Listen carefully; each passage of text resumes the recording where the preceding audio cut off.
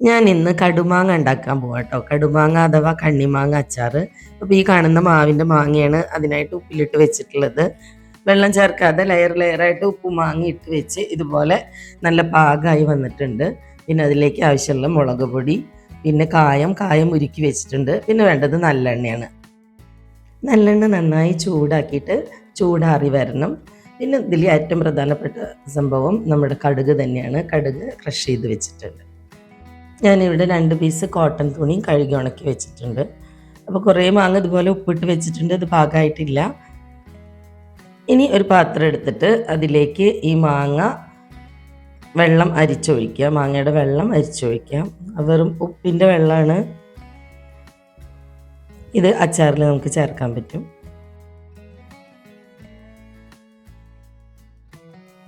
അപ്പോൾ അരിച്ച വെള്ളം നമുക്ക് ഈ പാത്രം ഒരു ഡ്രൈ ആയിട്ടുള്ള പാത്രത്തിലേക്ക് ഒഴിച്ചു. ഇനി ഇതിലാണ് ബാക്കിയുള്ള സാധനങ്ങളൊക്കെ ചേർക്കേണ്ടത്. അപ്പോൾ അതിലേക്ക് കായം ഉരുക്കി വെച്ചിട്ടുണ്ടല്ലോ, അപ്പോൾ അതും ഒന്ന് അരിച്ചിട്ട് ആവശ്യത്തിന് അതിലേക്ക് ചേർത്തു. അല്പാൽപമായി ചേർത്ത് കൊടുക്കുക. കൃത്യമായ ഒരളവ് പറയാൻ പറ്റില്ല. അപ്പോൾ എത്ര മാങ്ങ ഉണ്ട് അതിനനുസരിച്ച് നമ്മൾ മാങ്ങ മുങ്ങിക്കെടുക്കുന്ന പോലെയാണ് വെള്ളം വേണ്ടത്. അപ്പോൾ കായം അരിച്ചിട്ട് കുറച്ച് മാറ്റി വെച്ചിട്ടുണ്ട്. കുറച്ച് ഇതിലേക്ക് ചേർത്ത് കൊടുത്തു. കൂടുതൽ ഭാഗം ഈ വെള്ളത്തിലേക്ക് ചേർത്തു. അപ്പോൾ കായവും ഉപ്പ് വെള്ളവും ആയിട്ടുണ്ട്. ഇനി മുളക് പൊടിയാണ് ചേർക്കേണ്ടത്. മുളക് പൊടിയും ഒരു കളറൊക്കെ വരുന്ന പോലെ ഞാൻ ഒരു ഹോർലിക്സ് ബോട്ടിൽ, വലിയ ബോട്ടിലിൻ്റെ അത്രയും മാങ്ങുണ്ട്. അപ്പോൾ അതിലേക്ക് ഒരു 8 ടേബിൾ സ്പൂണ് മുളക് പൊടിയാണ് ആദ്യം ചേർത്തിട്ടുള്ളത്. കടുക് ഇതുപോലെ ചെറിയൊരു ബൗളിൽ അര ബൗള് കടുക് പൊടിച്ചതുണ്ട്. അപ്പോൾ മുളക് പൊടി ചേർത്തു. ഇനി അതിലേക്ക് പകുതി കടുക് ഇട്ട് കൊടുക്കാം. പിന്നെ അത് കൊഴുപ്പൊക്കെ അനുസരിച്ച് ആവശ്യമുണ്ടെങ്കിൽ വീണ്ടും വീണ്ടും നമുക്ക് ചേർക്കാം. ഈ ചൂടാറ്റി വെച്ച നല്ലെണ്ണയിൽ നിന്ന് 2 കയ്യിൽ നല്ലെണ്ണ ഈ വെള്ളത്തിലേക്ക് ഇപ്പോൾ ചേർത്ത് കൊടുക്കുന്നുണ്ട്. നല്ലെണ്ണ ഇനി ആവശ്യം വരും. അപ്പോൾ ഇനി മാങ്ങ മിക്സ് ചെയ്ത് കഴിഞ്ഞിട്ട് ആവശ്യമുള്ളതൊക്കെ ഒന്നും കൂടി ചേർത്ത് കൊടുക്കുക. മാങ്ങ മിക്സ് ചെയ്യണതിൻ്റെ മുമ്പ് അത് ആവശ്യത്തിനുള്ള കൊഴുപ്പുണ്ടോ എന്നൊന്ന് ചെക്ക് ചെയ്യുക. എന്നിട്ട് ഇല്ലെങ്കിൽ ഇതൊക്കെ ഒന്ന് മുളക് പൊടിയും കടുകും വീണ്ടും ഒന്നും കൂടി ചേർത്ത് കൊടുക്കുക. അപ്പോൾ അത് നന്നായി മിക്സ് ചെയ്തിട്ടുണ്ട്. അപ്പോൾ നല്ല വെള്ളം പോലെ ഇരിക്കുന്നത്. അപ്പോൾ നമുക്കതിലേക്ക് കുറച്ച് കടുകും കൂടി ചേർത്ത് കൊടുക്കാം. എനിക്കിവിടെ ഉപ്പ് ചേർക്കേണ്ട ആവശ്യം വന്നിട്ടില്ല. ഈ വെള്ളത്തിൽ നന്നായിട്ട് ഉപ്പുണ്ട്. ഈ വെള്ളത്തിന് വേണ്ടത്ര കൊഴുപ്പായിട്ടില്ല. അപ്പോൾ ഞാനിതിലേക്ക് കുറച്ച് കടുകും ഇത്തിരി കായം കൂടിയും ചേർത്ത് കൊടുത്തിട്ടുണ്ട്. ഇത് നന്നായി മിക്സ് ചെയ്യുക. കട്ട കെട്ടാതെ മിക്സ് ചെയ്തിട്ട് 1 മണിക്കൂർ ഞാനിത് അടച്ച് വെക്കുന്നുണ്ട്. അതിന് ശേഷമാണ് മാങ്ങ കൂട്ടുന്നുള്ളൂ. കുറച്ച് മാങ്ങ ആയതുകൊണ്ട് ഞാനിത് കുപ്പിയിൽ തന്നെയാണ് ഉണ്ടാക്കുന്നത്. സാധാരണ ഭരണിയിലാണ് ഉണ്ടാക്കുക. അപ്പോൾ ഇവിടെ ഉള്ളത് വലിയ ഭരണിയാണ്. ചെറിയ ഭരണിയുടെ മൂടി പോയി. പിന്നെ വാങ്ങിയിട്ട് വേണം. അപ്പം ഞങ്ങൾ ആദ്യത്തെ മാങ്ങ കൂട്ടുന്നത് കുപ്പിയിലാണ്. ബാക്കിയുള്ളതെല്ലാം വലിയ ഭരണിയിലാക്കി വെക്കും. 1 കൊല്ലം ഇടവിട്ടിട്ടാണ് ഈ മാവിൻ്റെ മുകളിൽ മാങ്ങ ഉണ്ടാവുക. അച്ചാറിന് പറ്റിയ നല്ല മാങ്ങയാണത്.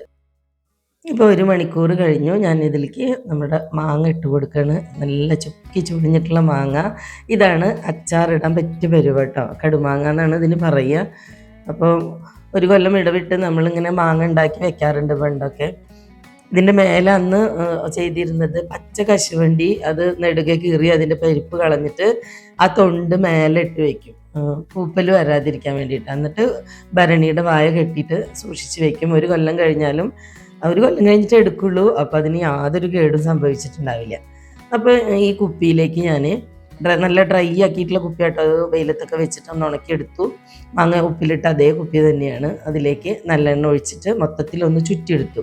ഒരു കോട്ടൺ തുണിയിൽ നല്ലെണ്ണ ആക്കിയിട്ട് ഇങ്ങനെ തുടച്ചു കൊടുത്താലും മതി. ഞാനിവിടെ ഇങ്ങനെ ചുറ്റിച്ച് കൊടുത്തു. ഇനി അതിലേക്ക് മാങ്ങ നിറയ്ക്കുകയാണ്. അങ്ങനെ ഒന്നൊന്നായിട്ട് മാങ്ങ കയ്യിലുകൊണ്ട് തന്നെ അതിൽ നിറച്ച് കൊടുത്തു. പിന്നെ ഇനി അതിലേക്ക് ചെയ്യുന്നത് എന്താണെന്ന് വെച്ചാൽ നേരത്തെ എടുത്ത് വെച്ച കോട്ടൺ തുണി ഉണ്ടല്ലോ, അത് ഈ നല്ലെണ്ണയിൽ ഒന്ന് മുക്കിയെടുക്കുക. എന്നിട്ട് ഈ മാങ്ങയുടെ മേലെയായിട്ട് അതിടണം.